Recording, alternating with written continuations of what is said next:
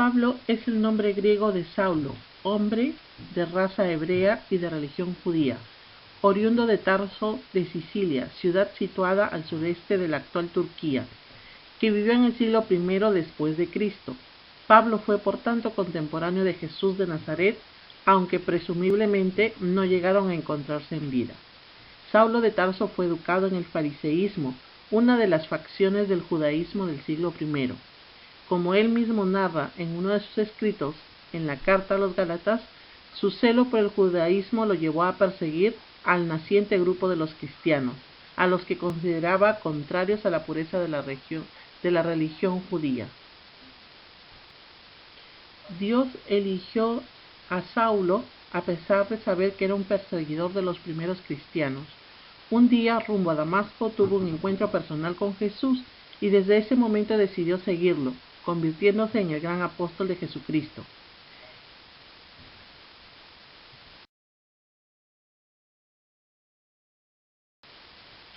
San Pablo llevó a cabo su misión de predicar el camino de la salvación, realizando viajes apostólicos, fundando y fortaleciendo comunidades cristianas en las diversas provincias del Imperio Romano por las que pasaba. Estos viajes misioneros estaban llenos de dificultades, sufrimientos y prisiones. En el primer viaje pasó por Chipre y el sur de Asia Menor, más o menos en los años 45 al 48. En el segundo viaje fue por la parte central de Asia Menor, Macedonia y Grecia, en los años 49 al 52. En el tercer viaje va por Galicia, Frigia, Éfeso, Macedonia y Grecia, por los años 53 al 58. Un cuarto viaje desde Cesarea a Roma, por mar, lo realiza Pablo como prisionero de los romanos.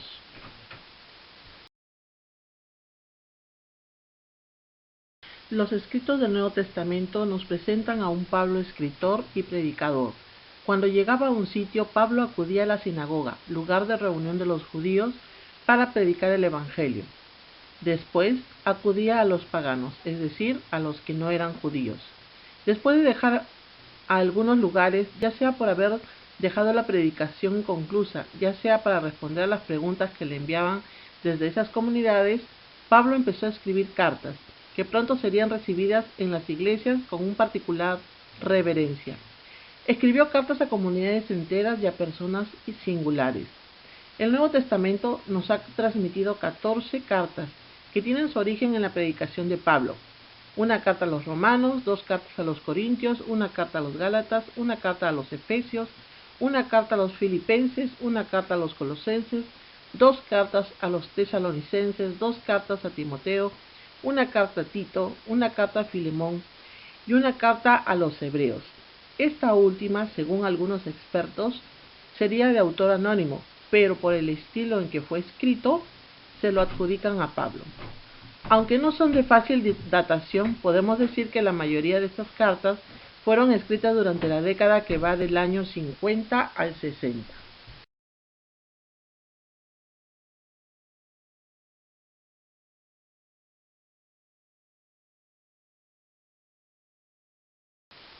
En las cartas de Pablo hallamos a la iglesia primitiva con todas sus alegrías y también sus dificultades.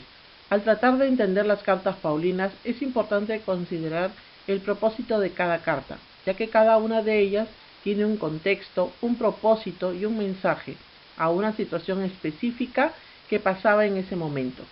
Muchas veces el propósito de Pablo era animar a las comunidades que él había fundado y que ya no podía visitar. Las cartas de Pablo se dividen en 3 grupos. Las primeras cartas, que está formada por los tesalonicenses 1 y 2, por Gálatas, Corintios 1 y 2 y por la carta de los romanos.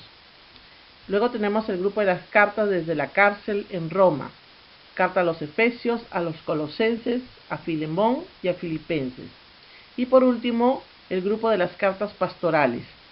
La primera carta a Timoteo, la carta a Tito y la segunda carta a Timoteo.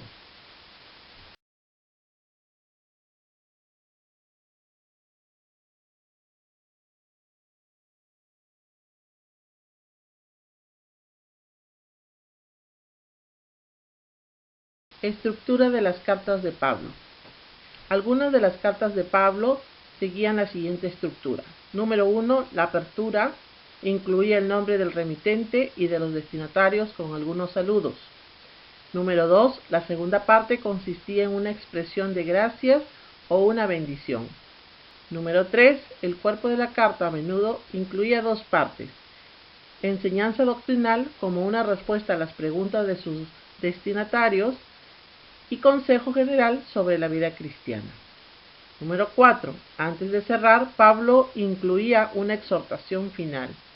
Y número 5, la clausura consistía en saludos y una bendición final. Recuerda que no todas las cartas de Pablo tienen la misma estructura.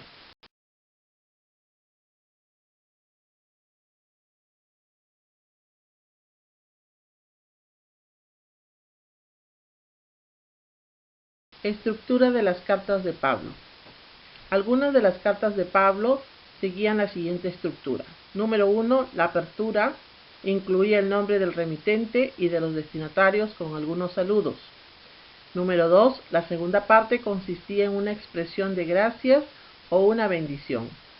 Número 3, el cuerpo de la carta a menudo incluía dos partes: enseñanza doctrinal como una respuesta a las preguntas de sus destinatarios y consejo general sobre la vida cristiana. Número 4, antes de cerrar, Pablo incluía una exhortación final. Y número 5, la clausura consistía en saludos y una bendición final. Recuerda que no todas las cartas de Pablo tienen la misma estructura.